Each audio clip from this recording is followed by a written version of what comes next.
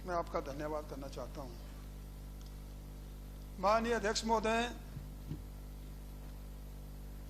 आपने मुझे समय दिया, आपका बहुत बहुत धन्यवाद। यह मुद्दा लोगों के रोजगार के साथ जुड़ा हुआ है, जिससे स्थानीय जनता की ओर रोजगारों की आर्थिकी मजबूत होगी और सरकार की भी इसमें आमदनी बढ़ेगी। ये जो एनडीपीएस एक्ट नशे को रोकने के लिए बना था, जबकि भांग की खेती करने से जो गरीब आदमी ग्रामीण क्षेत्रों में रहते हैं वो अपने परिवार का पालन पोषण करने के लिए उनको कोई ना कोई रास्ता जो है ढूंढना पड़ता है। मैं अपने विधानसभा चुनाव क्षेत्र द्रंग की बात करना चाहूँगा, साथ ही साथ हिमाचल की मैं सभी चुनाव क्षेत्रों की भी बात करना चाहूँगा, क्योंकि हमारे जो ये द्रंग चुनाव क्षेत्र है, पूरा हिमाचल प्रदेश जो है ये बहुत ही हमारा विस्तृत हमारा प्रदेश है और द्रंग चुनाव क्षेत्र तो बहुत ही विस्तृत चुनाव क्षेत्र है। हमारी 71 पंचायतें आती हैं इसके अंतर्गत और इसमें से 50 ऐसी पंचायतें हैं जो other backward area class OBC के अंतर्गत आती है। और हमारे द्रंग चुनाव क्षेत्र में कमाई का दूसरा कोई साधन नहीं है, फसलें भी बहुत अच्छी नहीं होती हैं। तो मैं बात करना चाहूँगा खास करके हमारी द्रंग की चौहार घाटी, द्रंग का उत्तरशाल, द्रंग का सनौर, द्रंग का बदार और उत्तरशाल, ये ऐसे इलाके हैं। इन इलाकों में हमारे जो ऊंची पहाड़ियों पर जो हमारे इलाके बसे हुए हैं, हमारे गांव हैं, वहाँ पर जो है 5-6 महीने तक जब ठीक सर्दी होती है तो वो बर्फ से घिरे रहते हैं। वहाँ पर मात्र एक फसल होती है और जबकि भांग की खेती हम करेंगे तो वहाँ पर जो है 3-3 फसलें जो है हमारी होगी। उस क्षेत्र में आमदनी का कोई साधन न होना, लोगों के पास हजारों बीघा बंजर पड़ी जमीन पड़ी हुई है। कमाई का साधन न होने के कारण लोग अपनी रोजी रोटी कमाने के लिए, परिवार का पालन पोषण करने के लिए भांग की खेती करने के लिए मजबूर होते हैं, जिस कारण आज हमारे जबकि भांग की खेती को जो है अवैध घोषित किया है, जिस कारण मैं तो देख रहा हूँ हिमाचल प्रदेश के जो हमारे बहुत सारे बेरोजगार नौजवान जो जेलों की हवा खा रहे हैं, मजबूरी में खानी पड़ रही है उनको। हमारे चौहार घाटी की बात करना चाहूँगा, इस भांग से हमारे बहुत सारे हमारा उससे शेल बनता है और सर्दी के दिनों में आप देखें उसके जो दाने निकलते हैं जिनको हम भंगोड़ू कहते हैं, वो एक बहुत अच्छा जो है हमारी सेहत के लिए भी काम करते हैं और सेहत के लिए भी काम करते हैं और दवाई के भी काम आते हैं। इसके लिए जो है इसकी खेती को जो है वैध करना बड़ा जरूरी है। इनके अलावा इससे कई किस्म की दवाइयाँ बनाई जाती है। हमने देखा था जब सर्दी के दिनों में और जब हमारे पहले वैद होते थे गांव में, जब छोटी मोटी किसी को बीमारी होती थी, सर्दी जुकाम होता था तो भांग का इस्तेमाल किया जाता था और उस भांग से जो है हमें दूसरे डॉक्टर लोगों के पास नहीं जाना पड़ता था। अध्यक्ष महोदय जी, अगर यह रोजगार लोगों को मिल जाता है तो हमारे जो बेरोजगार नौजवान आजकल पड़े हुए हैं, उन बेरोजगार नौजवानों को इधर उधर नहीं भटकना पड़ेगा, उनको नौकरी के पीछे भी वो लोग नहीं भागेंगे। मैंने देखा है, हमने सुना है, हम तो वहाँ गए नहीं हैं, कई हमारे भारतवर्ष में ऐसी स्टेटें हैं, कई ऐसे जिले हैं जैसे उत्तराखंड है, राजस्थान है, मध्य प्रदेश और बिहार है, वहाँ पर जो है भांग के लाइसेंस दिए जाते हैं।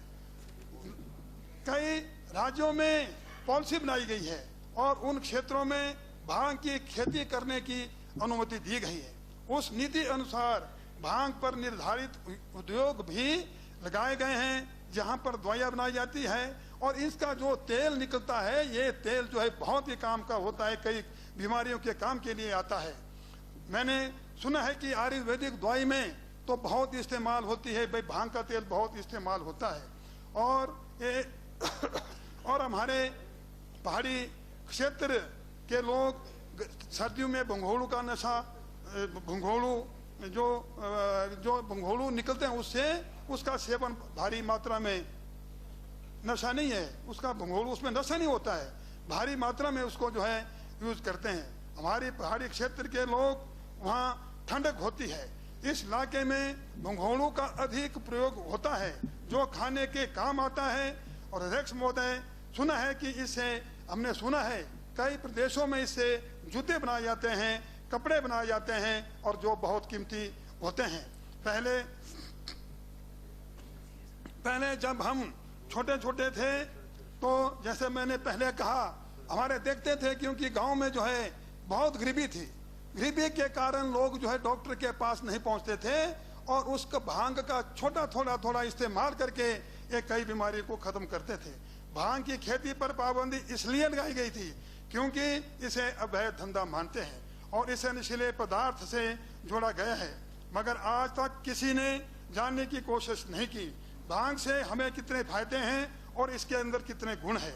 द्रंग चुनाव क्षेत्र में चौहार घाटी हमारा, उत्तरछाड़ हमारा, बदार हमारा, स्नोर हमारा, पराशर हमारा, ये ऐसे इलाके हैं। इन इलाकों में अगर भांग की खेती की या पूरे हिमाचल प्रदेश में भांग की खेती की परमिशन दी जाती है, लाइसेंस दिए जाते हैं, तो मैं तो समझता हूँ कि हमें बहुत आमदनी इससे होगी। क्योंकि भांग जो भांग एक ऐसी चीज है कि जब नशा को एक ऐसी चीज है जिसके चोरी छुपे हम इस्तेमाल करते हैं, उसका जो बहुत इस्तेमाल करते हैं। जब इसको खुला करेंगे तो इससे वो हमारी अवैध धंधा है वो भी खत्म होगा। और मैं सबसे बड़ी बात तो है कि बेरोजगारों को इससे रोजगार बहुत मिलेगा और सरकार तय करेगी कि जो उसके पर आपने फीस लेनी है, लाइसेंस की फीस लेनी है, उससे अच्छी फीस देने से हमारे किसान भाई